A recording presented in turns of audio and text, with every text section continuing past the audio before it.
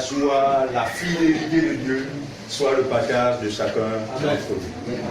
Et cela dans le beau et précieux nom de Jésus. Amen. Amen. Ok. Le thème de ce matin, c'est « Ne vous vengez point vous-même ».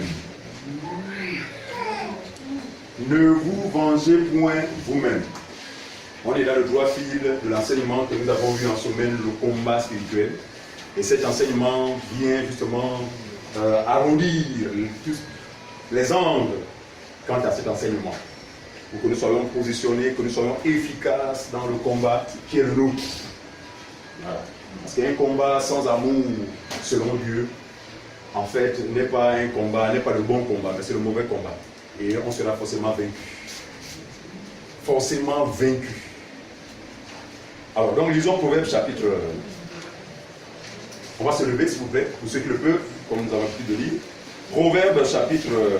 on va lire chapitre 20, le verset 22. Proverbe 20, le verset 22. On va le lire ensemble. Voilà. Proverbe 20. Est-ce qu'il y a encore une Bible disponible? Quelqu'un a une Bible disponible? Ou si quelqu'un a une Bible dans son téléphone, voilà, donnez-en à ceux qui n'en ont pas. Voilà, donc Proverbe 654. Voilà.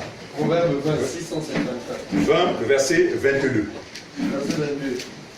Ne vous vengez point vous-même. C'est le thème de ce matin.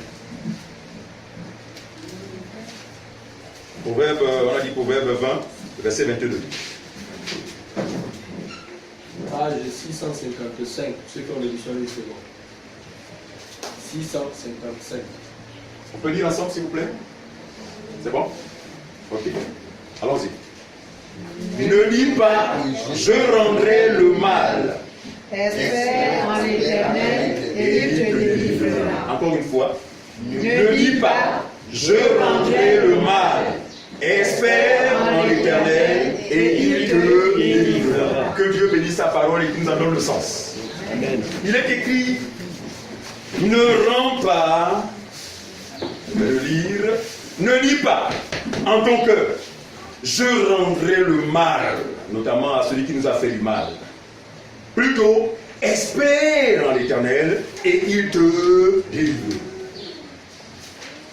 Donc, dans cette attitude de non-vengeance, nous pouvons avoir la certitude que le Seigneur forcément nous délivrera. En fait, nous triompherons de nos adversaires.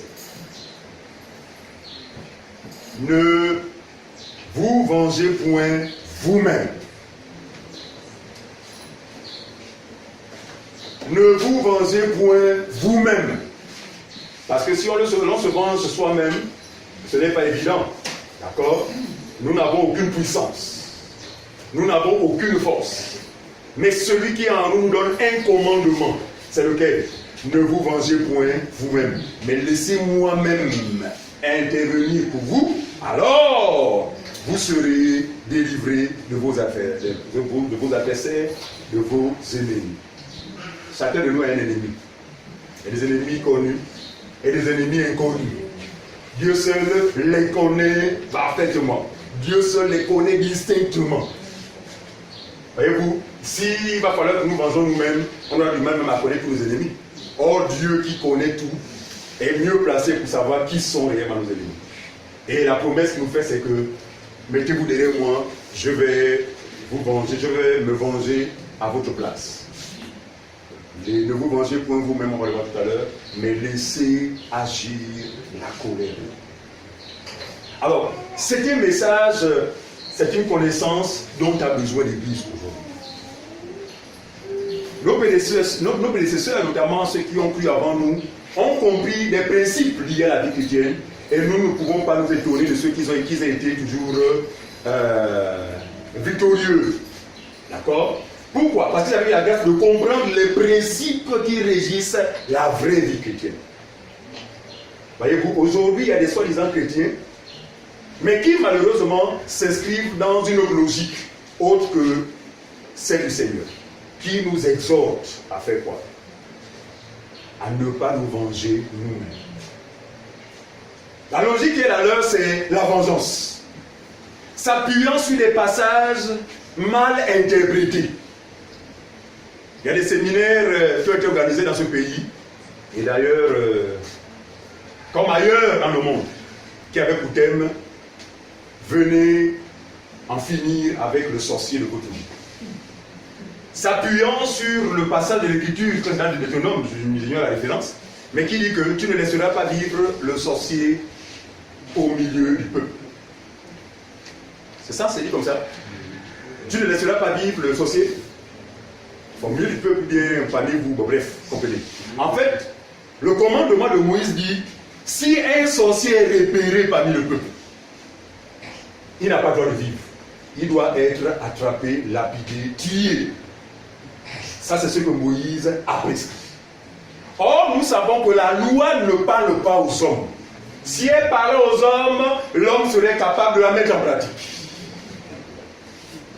L'homme a pratiqué la loi, mais pas entièrement.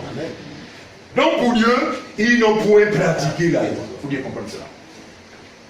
Mais la loi parle de Jésus. La loi s'adresse à Jésus.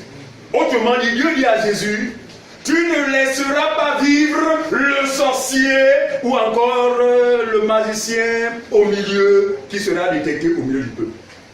Dans le sens de cette écriture, il n'est pas question de nous attaquer aux sorciers de nos familles, parce qu'il y en aura toujours. Depuis que le monde est monde, il y a toujours eu des sorciers et il y en aura toujours. Et Jésus ne nous a donné nullement la recommandation selon laquelle mettez fin aux puissances des ténèbres ou encore à la sorcellerie, comme le promettent les égarés qui égarent la multitude. Il y a des séminaires comme ça. En finir avec la sorcellerie définitivement dans ce pays. Mais on se rend compte que la sorcellerie est toujours la même. Il y a des séminaires où, à travers lesquels ils font rêver les gens, disant que non, là, la nuit qu'on va passer là, non plus jamais de sorcellerie. Mais ils sont toujours confondus. Pourquoi? Parce que le Seigneur n'a jamais donné une telle indication. Le monde entier est sous la puissance du mal. Mais la grâce que nous avons, c'est que, étant devenu Église, bien qu'étant dans le monde, nous ne sommes plus dans le monde. Autrement dit, nous ne sommes plus sous le pouvoir exercé par le diable sur tous les habitants de la terre. Voilà la grâce que nous avons. Et c'est une réalité qui s'est établie en nous par la foi en Jésus-Christ. Nos vies ne sont plus à la portée des sorciers. Par conséquent, ces sorciers deviennent pour nous des cibles pour le salut. Sachant que Jésus est venu sauver des sorciers. Nous en étions d'erreur.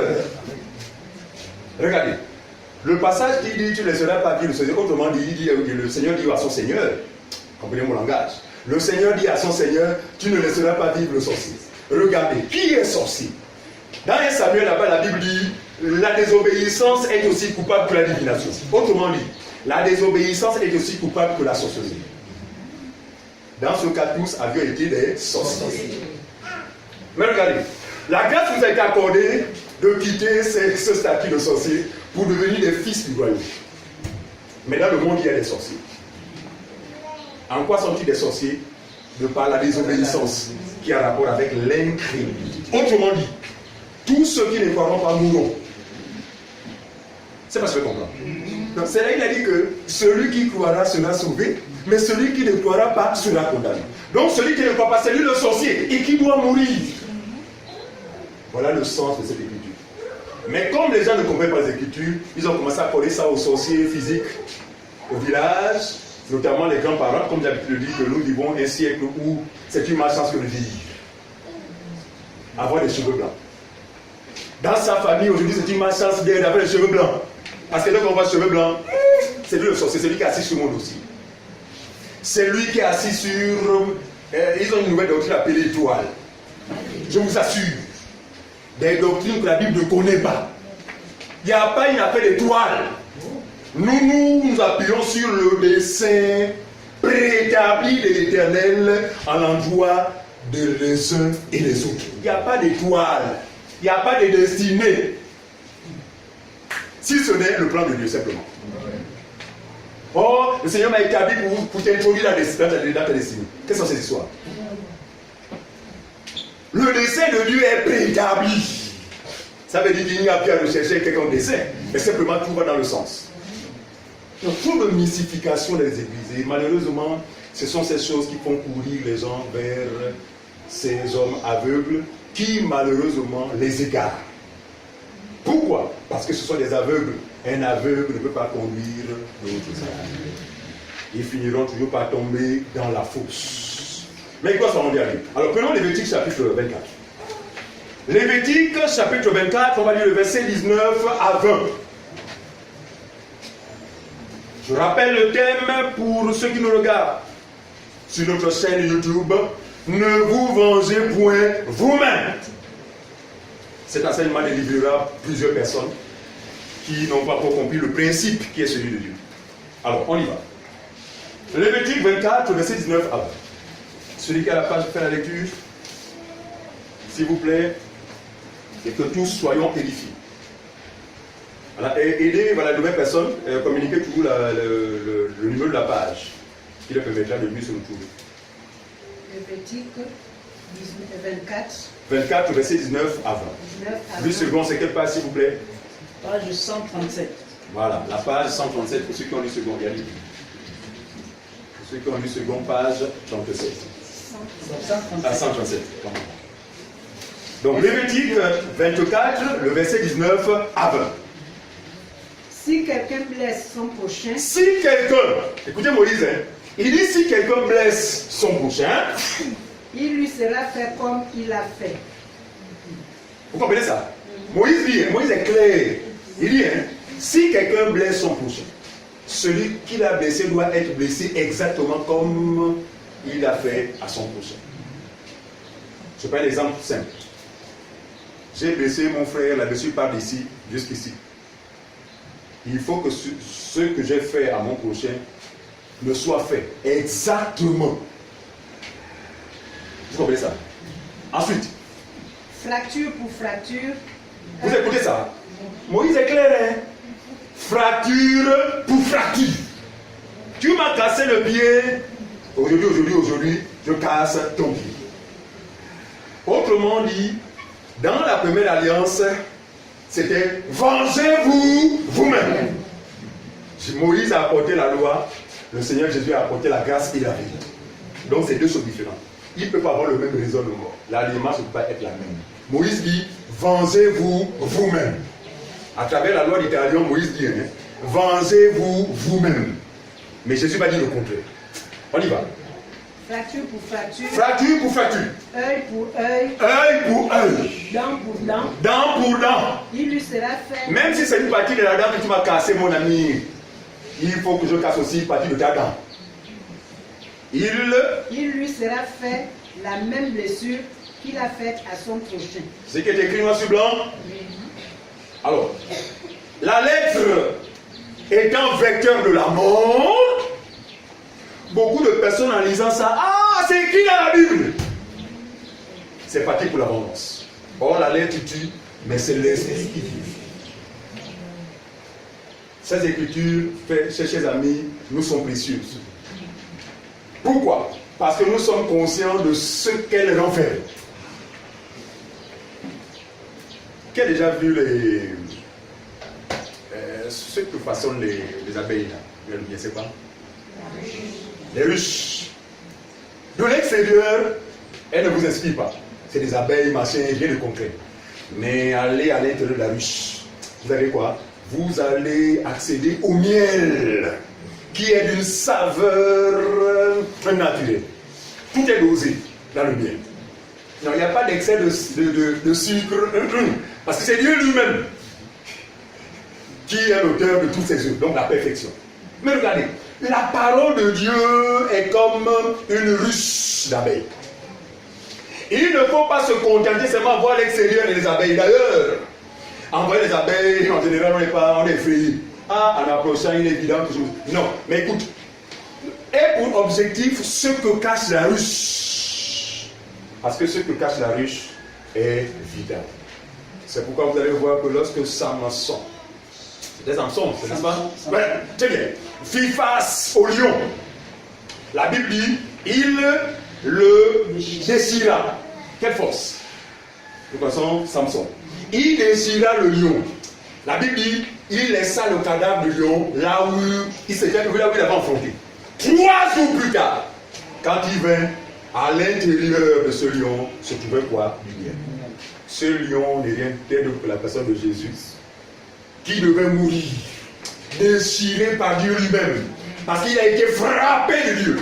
3 jours plus tard, la vie revint en lui, et c'est cette vie qui est le baptême de tous les croyants. Faisons attention avec les écrits de la première alliance. N'allez pas affronter un lion, vous ne vous en sortirez pas. Vous ne vous en sortirez pas. Un félin, mon ami, n'osez même pas. Parce que beaucoup diront, mais si Samson l'a fait, moi si je l'ai fait, Samson avait le Saint-Esprit, moi aussi je vais affronter le lion. Tu vas être confondu.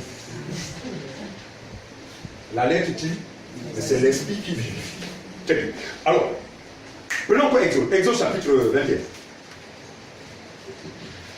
Nous allons prendre 2 témoins pour témoigner de la vigueur ou encore de la rigueur de la loi de Moïse.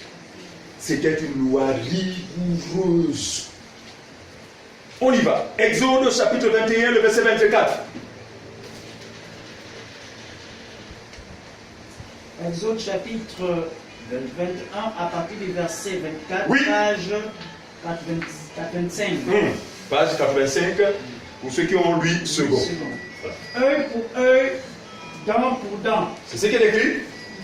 Œil pour œil, dent pour dent. Main pour main. Main pour main. Pied et pour pied. Tu m'as giflé, je te gifle. Tu m'as donné un coup de pied, je te rends aussi un coup de pied. Ensuite. Pied pour pied. Pied pour pied. Est-ce que l'on comprend? C'est clair pour tout le monde? Moïse a prescrit ce commandement et ce commandement a été clair pour les Juifs. Et les Juifs, chacun pour sa part, s'évertuait à obéir à ce commandement. Lévitique chapitre 19. Suivez, les choses commencent à changer. Pourtant, sous le régime de la loi, mais Dieu va parler autrement. Dieu va commencer à changer le langage. Lévitique, le chapitre 19, on va lire le verset 18, s'il vous plaît.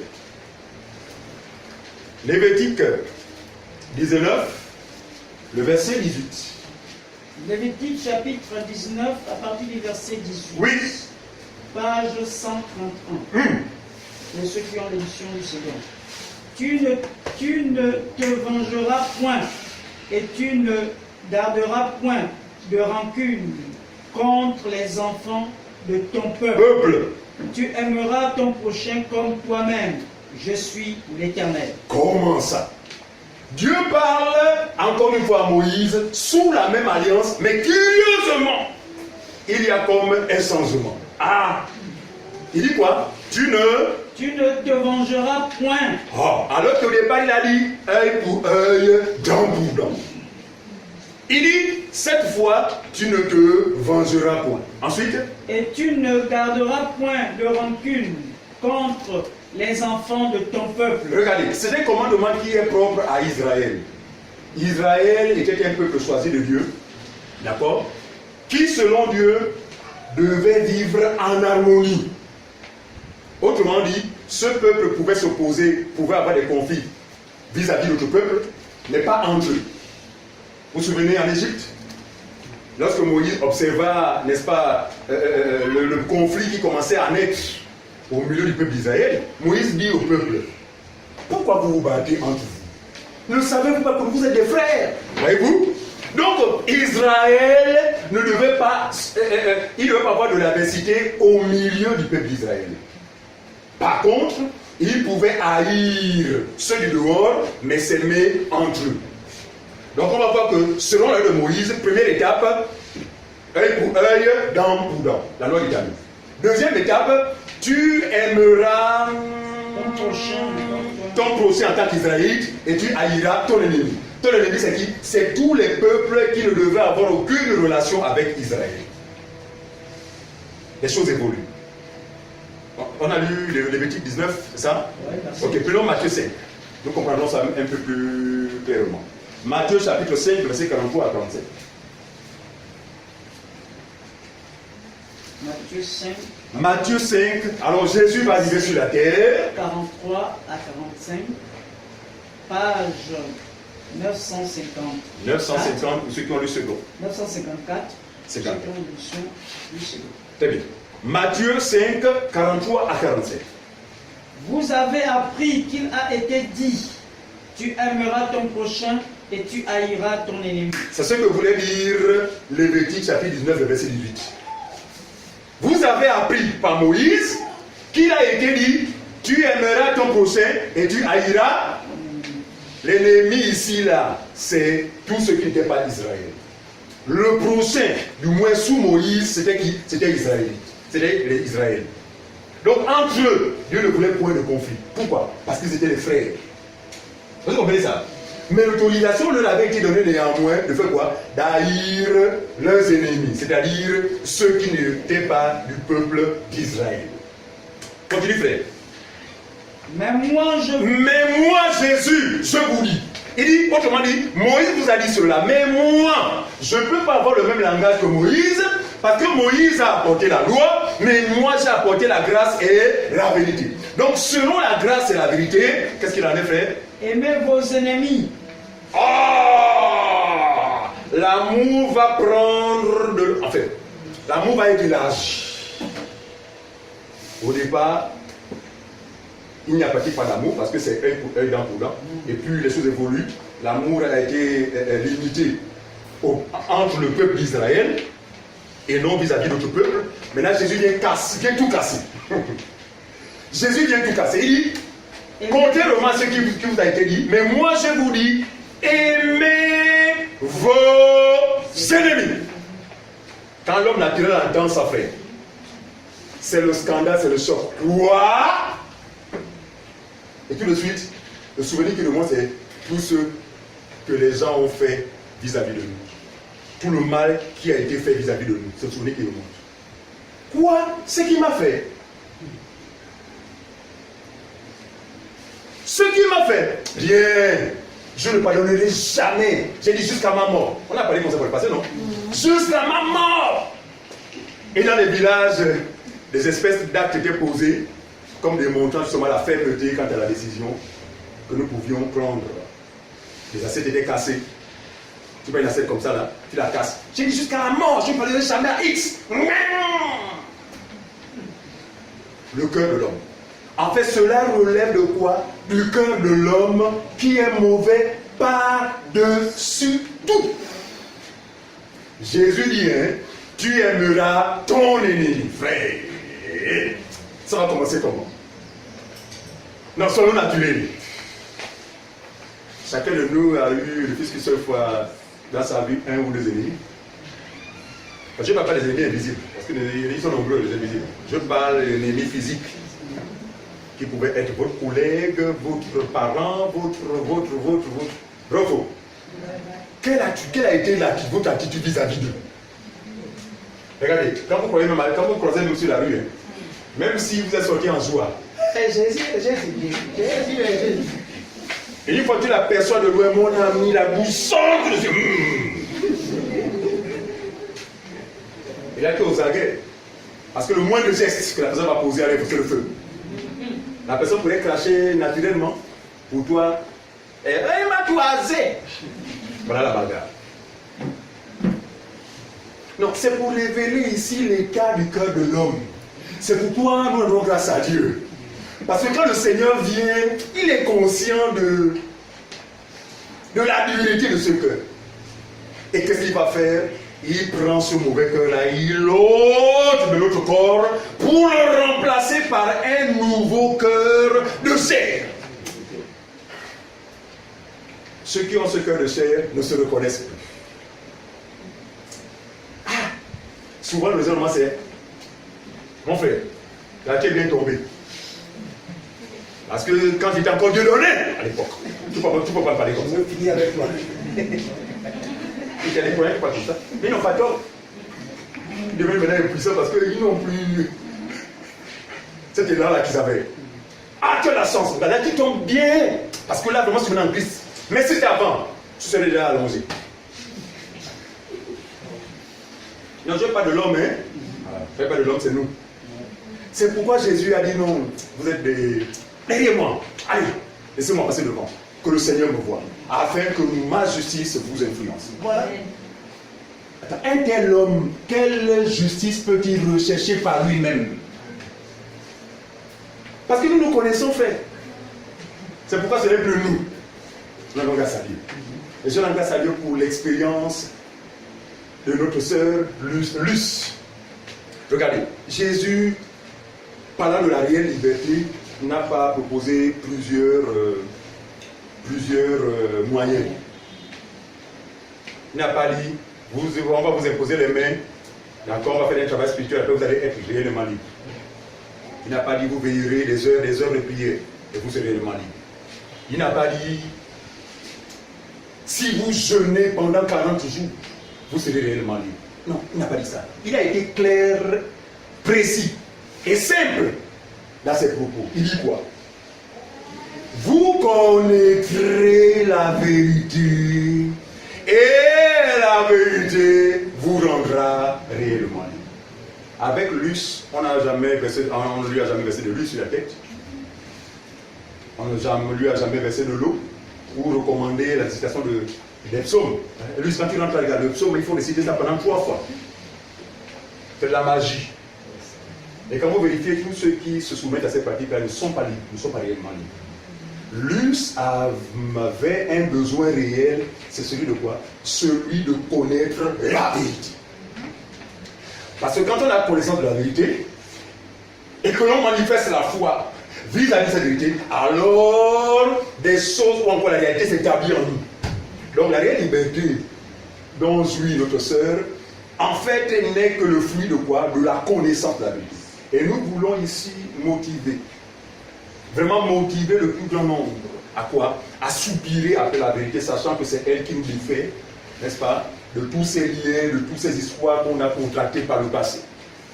La vérité est suffisante pour rendre l'homme réellement. Quand le Seigneur parle de réalité, c'est qu'il y a une prétendue délivrance, mais qui ne l'est pas dans le fond. On peut être délivré d'esprit impur, mais ce n'est pas la réelle liberté. C'est pas ce qu'on comprend. Donc on peut être guéri par le Seigneur, mais il ne s'agit pas de la réelle liberté. Pourquoi? Parce qu'après cette guérison, l'on peut se retrouver dans la lave de feu, suivez-moi bien, mais guéri. C'est pas ce qu'on comprend. Non. Sida, on a monté tout ça, on a prié. Ah frère, vraiment, il fait l'égalité sans la négatif. Gloire à Dieu. Mais ce n'est pas la réelle liberté. Parce que si tu n'as pas reçu la vérité, si tu n'as pas reçu l'évangile pur, tu vas mourir et te retrouver en enfer, mais guéri. D'ici là. C'est pourquoi Jésus parle de la réelle liberté. Il dit aux Juifs qui avaient cru en lui, si vous demeurez dans ma parole, alors vous êtes vraiment mes disciples. Vous connaîtrez la vérité et celle-ci vous rendra réellement libre. Continuons un peu, frère. Matthieu 5. Au verset 44. 44. Mais moi je vous dis, aimez vos ennemis. Aimez vos ennemis. Bénissez ceux qui vous maudissent. Ah, bénissez ceux qui vous maudissent. Imaginez-vous un seul instant en face de celui qui vous maudit et lui dire, papa, sois béni à jamais. Que Dieu te bénisse. Même quand vous le direz, ce n'est pas de l'homme, hein? C'est avec difficulté. Sois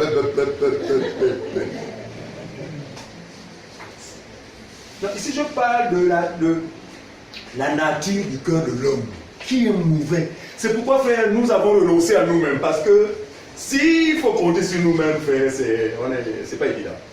Non, on a reconnu que, frère, c'est pas évident. Mais c'est le Seigneur qui maintenant a pris notre place et qui nous donne de mener une vie vraiment remarquable. Une vie chrétienne de qualité. On y va, frère. Donc, bénissez vos ennemis, aimez vos ennemis, bénissez-les. Ensuite, bénissez ceux qui vous maudissent. Ceux qui vous maudissent. Faites du bien à ceux qui vous haïssent. C'est ce qui est écrit, ou bien le fait Fabrice et Bande. Faites du bien à qui? Non, à ceux qui vous font du bien. À ceux qui vous aiment. C'est ce qui est écrit. Faites du bien à qui? À ceux qui vous haïssent, frère. Celui qui haït son frère, la Bible est un meurtrier. Donc celui qui veut vous tuer, faites-lui du bien. Ah, Seigneur, là quand même. Je peux me mettre à la place des disciples qui écoutaient son parler. Je suis sûr que ça murmurait. Seigneur, là, comme là, tu abuses. Non, Seigneur, là, c'est trop non. Là, mais c'était les paroles du maître. Donc, quand le Seigneur parle comme ça, il ne s'attendait pas à ceux qui soient capables de pratiquer ça, mais il comptait sur la promesse qu'il avait faite, au travers de la bouche des prophètes, que dans la nouvelle alliance, je leur donnerai des nouveaux cœurs, des cœurs de chair sur lesquels moi-même j'écrirai ma loi.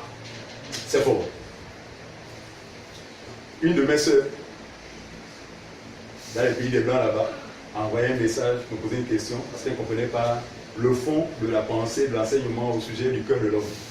Donc il disait que, mais en fait, je n'ai pas compris, parce que tu disais que les tables de pierre, la première table que Dieu avait donnée à Moïse, pour donner au peuple, parce qu'il avait dit que nous ne connaissons pas la nature de ces tables de pierre. Or, dans la lettre, c'est dit des tables de pierre. Mais comprenez ceci. Quand je parle comme ça de manière prophétique, pourquoi? Parce qu'il fallait que Dieu annonce aussi ce qu'il allait faire sous la nouvelle alliance. Parce que sous la nouvelle alliance, il allait également écrire sur les tables de attention, pas les tables de pierre. On va voir que ces tables de pierre-là, les toutes premières, qui ont été brisées par Moïse lorsqu'il trouva le peuple dans la corruption. C'était des tables de pierre, mais la Bible précise que, écrites d'abord, fabriquées par lui-même, cahiers par lui-même Dieu, et écrites par lui-même encore de par son bois. Il dit à Moïse, va communiquer cela au peuple.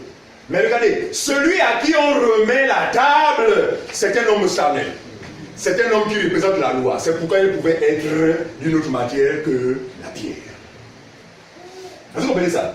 Mais vous allez voir que le but de Dieu n'était pas que le peuple, en fait, soit régi par la table qui avait été écrite par son propre doigt. C'est pourquoi Dieu a permis des circonstances que le peuple se corrompt, d'accord, à des dirigeants incolores, d'accord, situation qui a irrité Moïse au point de faire quoi? De briser ces tables de pierre. Il fallait qu'elles se brisent. Pourquoi? Parce que l'alliance n'était pas appropriée pour ces tables-là. Il faut bien comprendre. Parce que c'est sur les vraies tables, donc les cœurs de chair, sur lesquels Dieu avait écrit. Mais il a fait ce qui n'était pas le cas pour la première pierre. Même écrit, il dit à Moïse que toi-même écrit. Est-ce que vous comprenez ça? Très bien.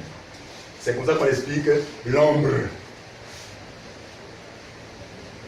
Donc, dans la nouvelle alliance, frère, ce n'est plus la table de Moïse qui vous régit, mais le Seigneur a reconstitué la table qui a été brisée par Moïse lorsqu'il trouva le peuple en train d'adorer le veau d'or. Et cette table est la réalité, c'est quoi? C'est le cœur de chair qui donne à tout. Ce n'est pas 2-3 cœurs, hein, un seul cœur. Je vous donnerai un même cœur. C'est écrit comme ça. Sur lequel moi-même je vais inscrire ma loi. Et je vous accorderai mon esprit. Et je ferai en sorte que vous pratiquiez ma loi. Ah, Seigneur. Donc la capacité de pratiquer la loi ne vient pas de nous, mais de celui qui vit en nous. Autrement dit, ce n'est pas nous qui la pratiquons, mais c'est Jésus en nous qui la pratique. Voilà l'évangile qui nous paie. Avec une telle information, frère, c'est la liberté absolue parce que vous l'avez compris. Oh mon Dieu. Priez pour ceux qui vous maltraitent et vous persécutent. Et tout ça pour l'homme, c'est difficile. Mais ce qui est impossible aux hommes, non, humainement parlant, même nous on va parler comme ça. C'est pas possible pour moi. C'est difficile pour moi. Mais par la foi en Jésus-Christ, nous pensons qu'il est possible d'accomplir ce qui pour nous était impossible.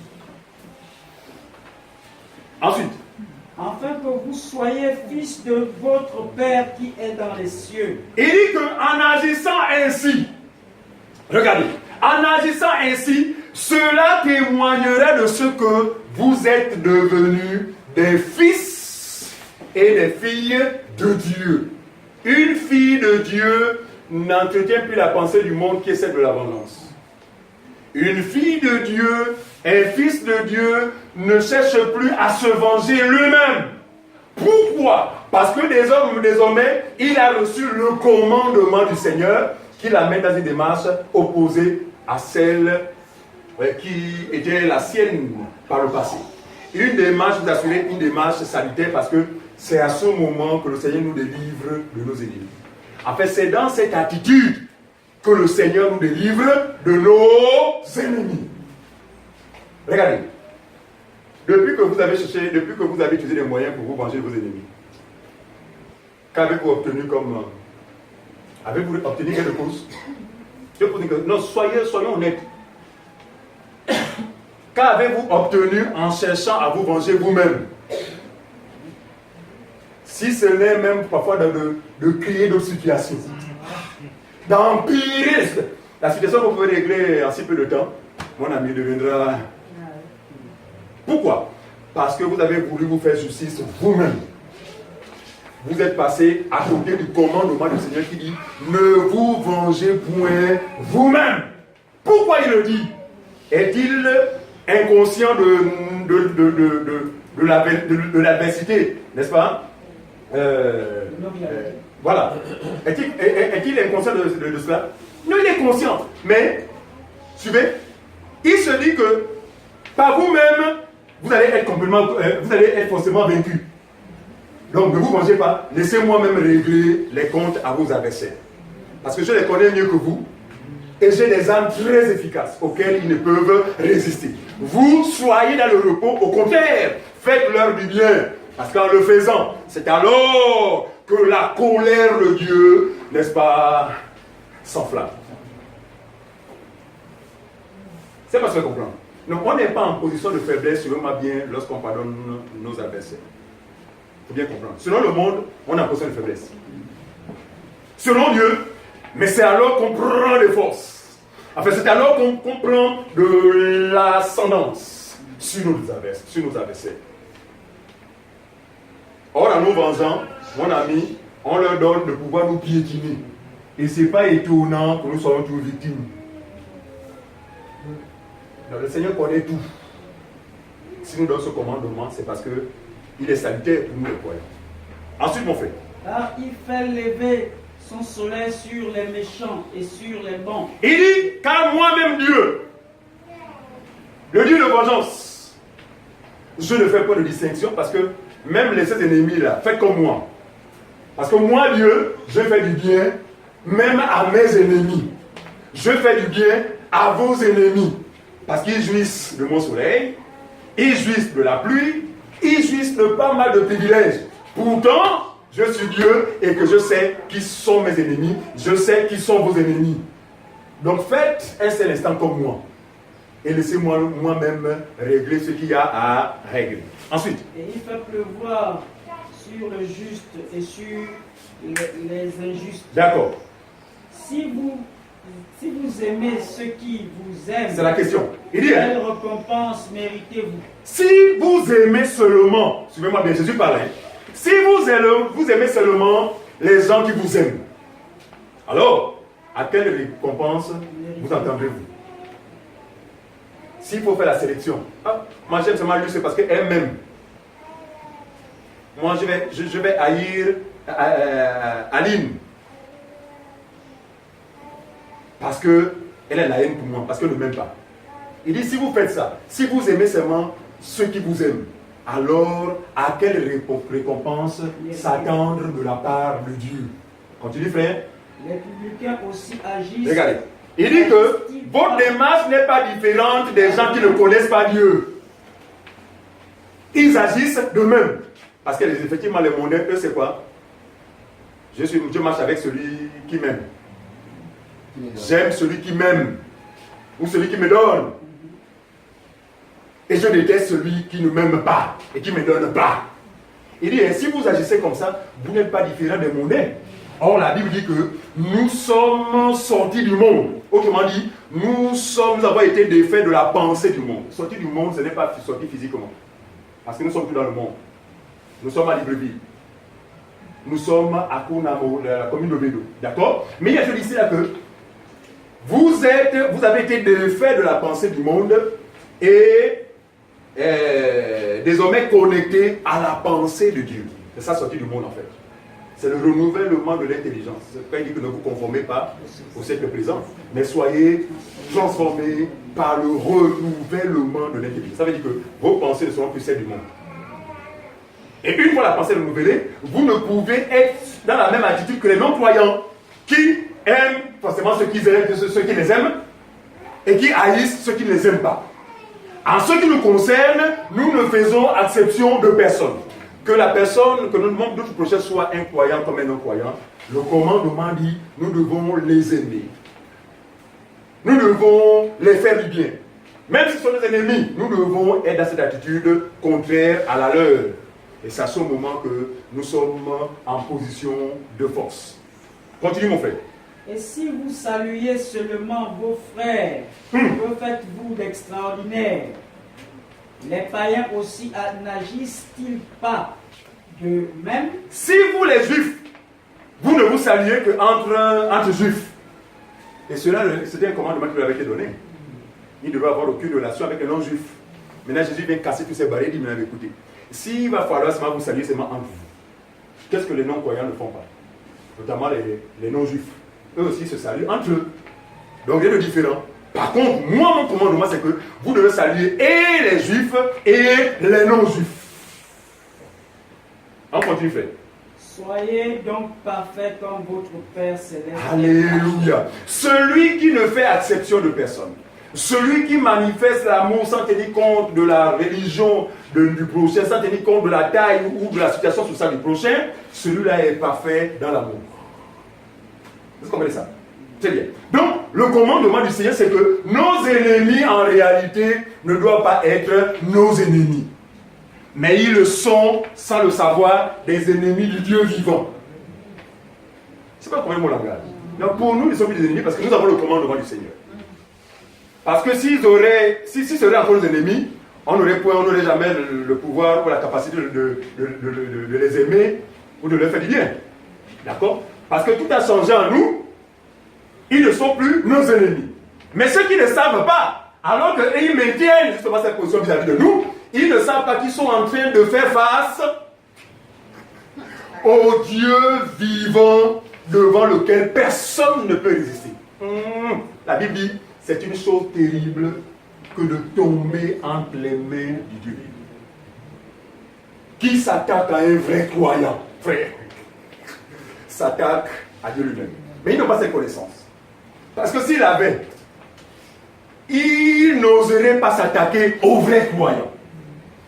Mais Satan les aveugles, pourquoi? Parce que c'est que, en les aveuglant, en s'attaquant aux vrais croyants, ils tomberont sous le jugement. Parce que le but de Satan, c'est quoi? C'est de voir les gens mourir.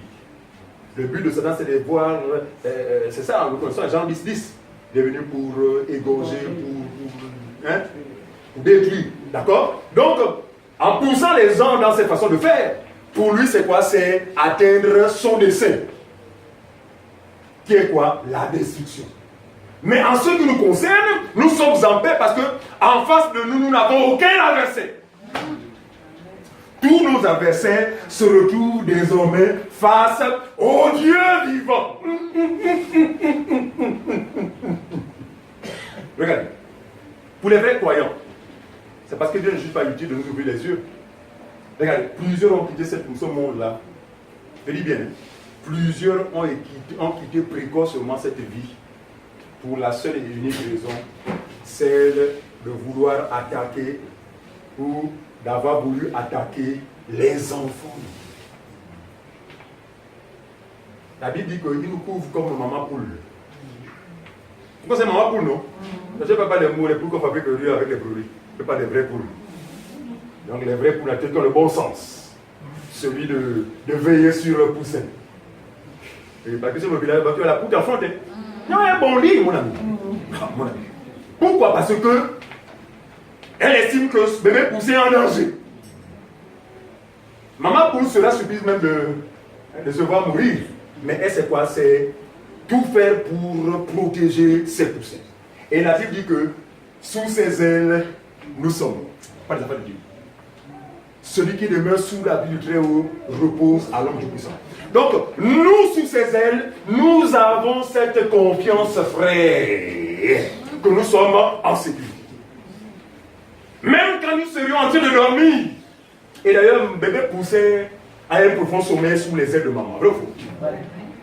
Contrairement, dans un état où il est exposé, il n'y a personne. Vous allez voir, si maman n'est pas là, elle va commencer, le poussin fait quoi? Pas les cris. Vous allez dire, aidez-moi toujours dans le français. Le poussin. Bon, c'est le français. Hein, si. C'est le français, non? Ah, c'était Chira, là, on allait se marier directement. Voilà. Donc, le poussin passera son temps. Pourquoi? Parce qu'il n'y a pas d'abri. Pour elle, elle est exposée. Elle est en danger. Attitude contraire lorsqu'elle est sous les ailes de maman. Silence total. Et c'est ce que nous expérimentons aujourd'hui parce que autrefois nous passions des nuits troubles. Des nuits troubles. Parce que nos adversaires, en fait, le temps choisi, indiqué, c'était de la nuit. Alors qu'on est fatigué, on va dormir, c'est là ils viennent nous tourmenter. Mais gloire soit rendue à Dieu, par sa bonté, il nous a placés sous ses ailes. Et depuis là, frère, même ceux qui ne l'ont fait pas ronflent maintenant. Oh!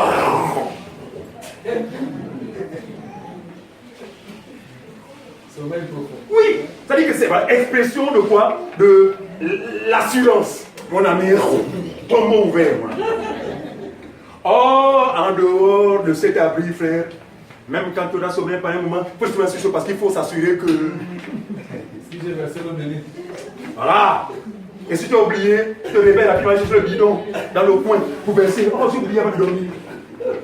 Telle est, si vous voulez, la vie de tous ceux qui sont esclaves, tous ceux qui sont encore sous l'emprise du mal.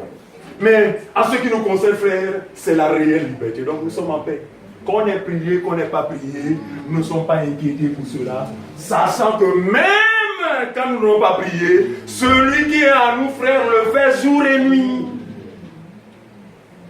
Il est le seul qui ne peut être empêché par une situation quelconque. Nous, on peut ne pas prier pour des raisons multiples. On fatigue, tu m'as bossé, vraiment fatigué. Non, quand je me suis jeté là directement le matin. C'est normal, c'est ton droit. Et Dieu en est conscient. Parce que tu vis dans un corps faible, corruptible. Alors, c'est pourquoi il s'est substitué à nous, parce qu'il connaît toutes nos faiblesses. Il dit, bon, ok, c'est là-bas, moi-même. Mais il a dit à ses disciples, il les a éprouvés en les amenant à la prière. Veillez. Il y a un moment, Pierre. Attends, ça va comme ça.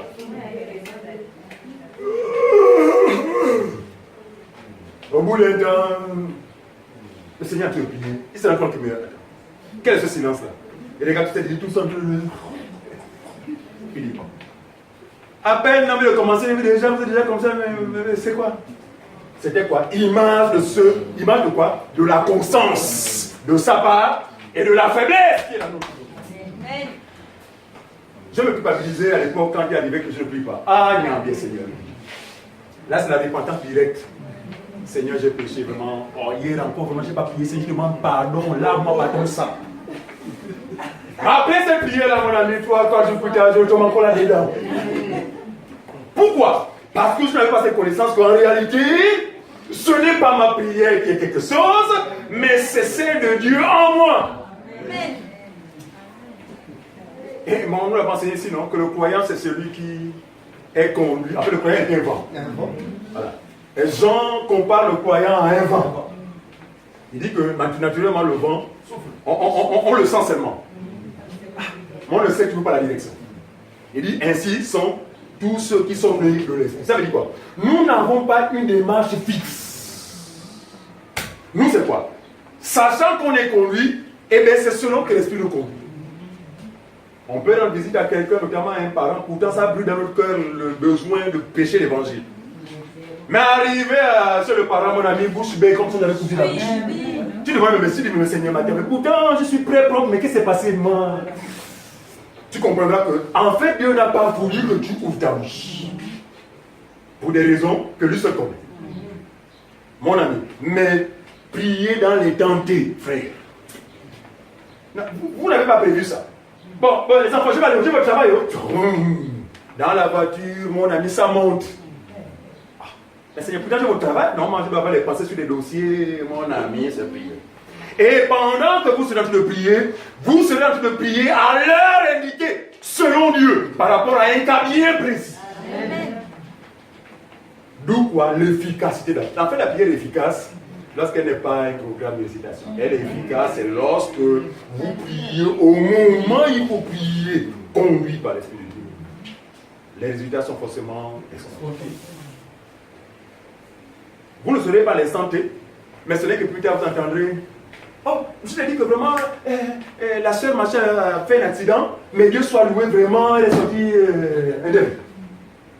Et puis quand vous êtes établissé, je comprends pourquoi vraiment le besoin s'est exprimé. Seigneur, vraiment, notre Dieu est venu. Donc, tout ce qu'il fait à travers nous débouche par quoi? Par des actions, des multiples actions de grâce. C'est pourquoi il dit quoi? Que les actions de grâce abondent en vous. Donc, il faut le connaître. Hein. Souvent, ses mouvements ou encore son œuvre ne peut toujours pas être exprimé avec des mots en français, mais c'est plus fort que nous. Nous sommes de ceux-là qui expérimentons aujourd'hui, en fait, qui subissons la direction du vent. En fait, on est plus maître de nous-mêmes. À gauche, à droite.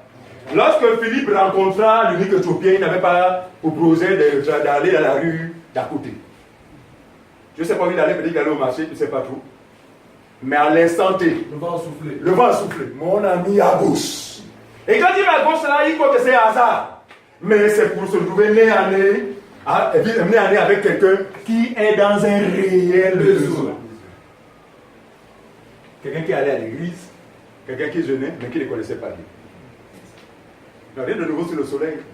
Mais il a fallu que Philippe s'assied à côté de ce monsieur et lui expliquer les Écritures selon l'Esprit. Une fois cette connaissance, n'est-ce pas, fut communiquée à Philippe, Philippe, frère, ne consulta ni la chair, l'unique Éthiopien, ne consulta ni la chair, ni le sang. Il demanda à Philippe, attends, quoi d'autre? Parce qu'avec ce que j'ai entendu là, frère, je ne vois plus d'autre obstacle, mon ami. Conduis-moi les yeux de baptême. Philippe dit, madame, je ne suis qu'un bon simple serviteur, je ne peux pas te refuser le baptême, allons. Et regardez, Dieu a tellement planifié les choses que, curieusement, dans les environs, se trouvait... Il y a aussi l'eau. Il y a aussi l'eau. Vous comprenez que si Philippe aurait fait un programme, il ne se retrouverait pas en face de l'unique Éthiopien. Mais Philippe était conduit par l'Esprit. Et tous les vrais fils de Dieu, frères, sont conduits par l'Esprit. Et vous verrez que vous serez efficace dans tout ce que vous ferez lorsque Dieu lui-même vous conduira. Allons-y, frère. On n'a pas fini. On a dit que verset 47. Terminé? Ok, donc Romains chapitre 12, s'il vous plaît. Romains 12, 17, 21. Romains 12, 17, 21.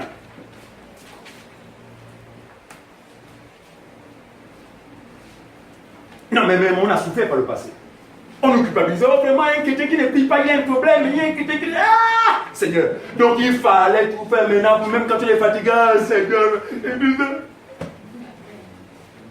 Où est la liberté alors?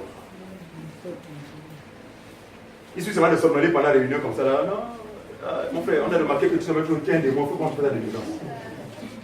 Avec que c'est pas un sommeil justifié. D'accord? Vous savez, il y a des prédicateurs qui font dormir aussi. Ils ne vous inspirent pas à être éveillé.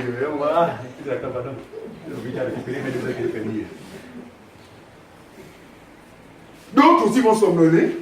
Ils ont tellement bossé, tellement le corps vraiment ne répond pas.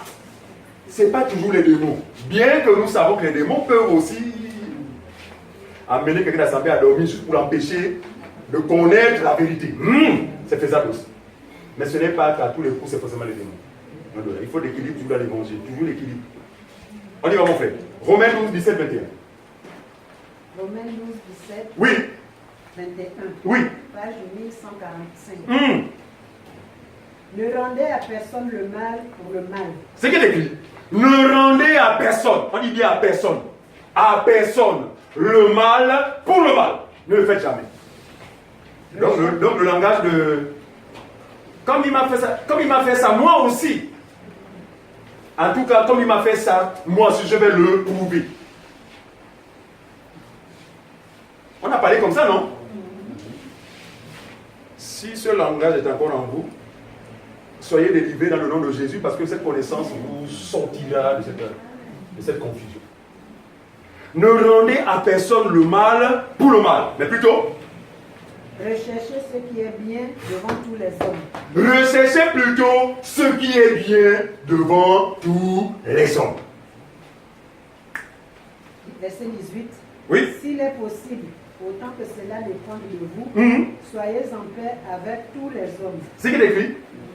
Ah, c'est contraire au commandement de Moïse qui dit que non, tu aimeras ton prochain, mais tu haïras ton ennemi. Il dit que autant que cela dépend de vous, soyez en paix avec tous. Quand on parle avec tous, sans distinction. Même les musulmans. Même nos amis d'en face. Attention, la paix là, ce n'est pas cautionner la fausse doctrine. Attention, il faut faire la différence. Hein. Non, la paix, c'est une paix humaine. Hein. En tout cas, communiquer, soyez en paix, n'ayez pas de problème. Mais maintenant, sur le plan doctrinal, forcément, on n'est pas en paix. Pourquoi? Parce que Jésus a parlé de ça, parlant de la paix. Il dit que je ne suis pas venu apporter la paix dans le monde, mais l'épée. Donc, en ce qui concerne la doctrine, on ne sera forcément pas en paix avec le monde. Vous comprenez ça? Mais la paix dont parle l'apôtre ici, c'est la paix qui est naturelle. Ayez les amis, pour avoir des amis musulmans, il n'y a pas de problème. D'accord? Parce que les églises, même attention, il ne faut pas penser que les musulmans, ce sont des gens du diable. En tant que vrai croyant, pour avoir un ami musulman, un ami bouddhiste, il peut être un collègue, machin, tout. Au contraire, pour vous, c'est quoi? C'est une relation avantageuse dans la mesure où, avec ce musulman, je ne manquerai pas de s'aimer la graine. Parce que nous semons la graine là, de façon subtile. Dans nos échanges là, on aborde des sujets. Oh, tu sais comment le ministre, machin. Oh, le conseil de ministre. Oui, tu sais que vraiment, le Seigneur, tout ça, le Seigneur connaissait. Donc, regardez, dans cette attitude, doucement, en faisant comme ça, faire avec le temps. Si et seulement si cette personne, ce musulman, fait partie des livres, des noms qui ont été inscrits dans le livre de vie avant la fondation du monde, celui-ci rendra gloire à Dieu. Même à notre insu. Parce qu'il est possible que nous mourions entre temps. Mais la parole qui aura été sémée en lui produira du fruit autant convenable. Donc, comme le Seigneur, qui n'a fait exception de personne, parce qu'il a marché avec des gens de mauvaise vie. Il a mangé avec. En fait, c'était pour nous donner à nous une leçon de l'attitude que nous devons avoir dans le monde. Nous devons aimer même ceux qui ne sont pas en Christ. Plus loin, même nos ennemis. Parce que plusieurs ennemis sont convertis grâce à cette attitude. Leur sort, ce n'est pas forcément le jugement. Parce que Dieu ne saurait juger d'une manière tragique celui qui est destiné au salut.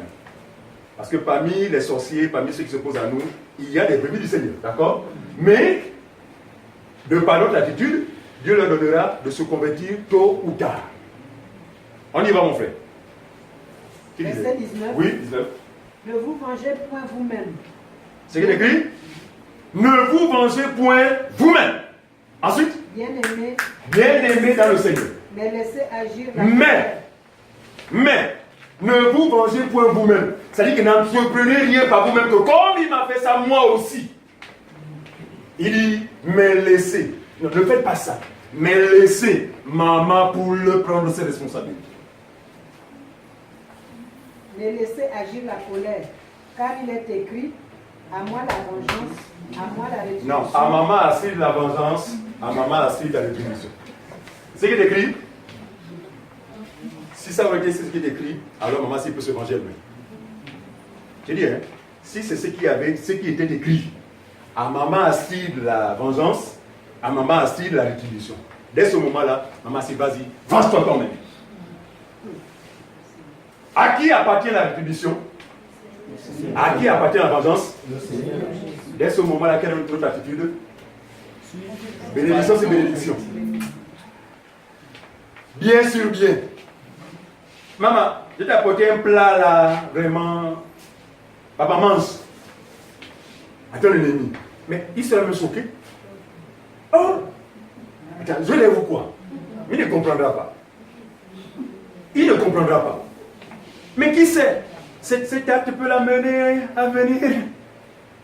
Vous savez, beaucoup de personnes en fait s'entêtent dans leur orgueil. Pourquoi? Parce qu'ils n'ont pas en face d'eux des personnes qui font le contraire de ce qu'ils font. Souvent, lorsqu'on fait le contraire, on est surpris. Parfois, la personne vient, je suis venu là demander pardon. Pardon. Tu me dis, mais ça a commencé comment? Tu n'as rien fait d'extraordinaire si ce n'est quoi? D'obéir au commandement du Seigneur. Quand on obéit à ce commandement, il se met de l'autre. En fait, on se met du côté de Dieu. Inès, si, c'est que tu es fatigué. Quand on obéit au commandement de Dieu, Dieu se met de l'autre côté. Par conséquent, nous sommes en position de force. C'est ce qui est écrit. Ne vous vengez point vous-même, mais laissez, mes bien-aimés, mais laissez agir la colère de Dieu, car il est écrit, à moi la vengeance, à moi la rétribution. On a fini, maman? Hein? Non. 21. Verset 20. Oui. Mais si ton ennemi a faim, donne-lui à manger. Alors là, c'est la totale. Ah, je parle de ça. S'il a soif, Si ton ennemi a faim, donne-lui à manger. S'il a soif, donne-lui à boire. donne-lui à boire. Car en agissant ainsi, Suivez-moi bien. ce sont des charbons ardents que Ça, ce sont des passages qu'il faut assurer carrément en rouge, en jaune, selon la couleur qui est à votre possession. Il dit, car en agissant ainsi, regardez, pour notre adversaire, c'est ma boule. Avec ce que vraiment, je l'ai fait là, il n'a pas compris. Il fait encore là vraiment, vous avez demandé ma boule, attends, je vais encore. Je vais encore lui faire ça. Mais ne sachant pas que le bien là, c'est quoi? C'est de préparer au jugement de Dieu. En fait, nous préparons nos adversaires au jugement de Dieu en leur faisant du bien. Il dit qu'en agissant ainsi, ce sont des charbons ardents que nous déposons sur les têtes. Tu as fini, maman? Non. Verset 21. 21. Ne te laisse pas vaincre par le mal, Voilà. mais surmonte le mal Par le bien. Ne te laisse point vaincre par le mal, mais surmonte le mal par le bien. C'est ce qu'il écrit? 1 Thessaloniciens 5,15. 1 Thessaloniciens 5,15. 1 Thessaloniciens 5,15. chapitre 5 au verset 15. C'est à la page 1202. 1 Thessaloniciens chapitre 5 verset 15. Verset 15. C'est la page 1202 pour ceux qui ont l'émission du Oui, oui. La Bible nous dit, prenez garde. Prenez garde Que personne ne rende à autrui le mal pour le mal, mais vous suivez toujours le bien, Amen. soit entre vous et soit envers tous. Amen. Reprends vos frères. Prenez garde. Prenez garde, donc veillez à cela. Que personne ne rende à autrui le mal Que pour personne le mal, d'entre vous ne rende à autrui le mal par le mal. mais poursuivez toujours le bien, Le bien, soit entre vous, soit entre vous. soit envers tous. Donc le bien ne se limite plus entre enfants de Dieu, comme ça a été le cas pour Israël, mais le bien maintenant est étendu à toute personne sans distinction. Non seulement envers vos frères, mais également envers tous. 1 Pierre 3, 8, 9. 1 Pierre chapitre 3, le verset 8 à 9.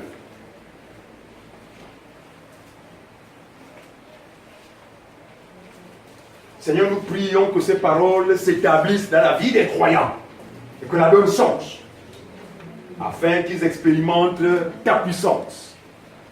1 Pierre chapitre 3, le verset 8 à 9. Verset 8 à 9. Oui. Page 1237. Enfin, soyez tous animés des mêmes pensées. Soyez tous animés des mêmes pensées Et des mêmes sentiments. et des mêmes sentiments. Donc ceux de Jésus. Plein d'amour fraternel. Plein d'amour De fraternel, compassion. de compassion, D'humilité. d'humilité. Ne rendez point le mal pour le mal. Ça revient encore, non? Ne rendez point le mal pour le mal. ou injure pour injure. Ou injure pour injure. Bénissez au contraire, Amen. car c'est en cela que vous avez été appelés, Très bien. afin d'hériter la vie. bénédiction. Très bien. Donc, les croyants ont été appelés à quoi? À appliquer le principe de Jésus qui est opposé à celui de Moïse. Tout ce que le Seigneur a appelé à sa grâce, en réalité, après avoir été enseignés, doivent être désormais dans cet état d'esprit. Non pas de vengeance, mais du pardon. Ce n'est pas facile. Parce que je sais que tout à l'heure, les questions seront posées. Regardez. On ne peut pas mettre à salaire les bœufs. Dans une église dans laquelle j'étais, une église où la doctrine elle est humaine, c'est-à-dire que c'est un monsieur qui aurait reçu une révélation. Alors il a écrit un ensemble de livres, donc soumettant ainsi tous ses fidèles en fait à sa pensée. Parce que quand tu te convertis à cette religion-là, la première des choses c'est qu'on te donne des livres de manière progressive, des livres. Voilà. Donc pourquoi? Pour que tu